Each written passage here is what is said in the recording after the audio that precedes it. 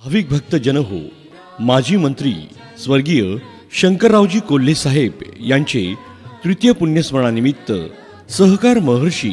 शंकररावजी कोल्हे साहेब विचारधारा ट्रस्ट कोपरगाव यांच्या वतीनं दिनांक 16 मार्च ते 23 मार्च ह्या कालावधीत कोपरगाव तहसील मैदान येथे सायंकाळी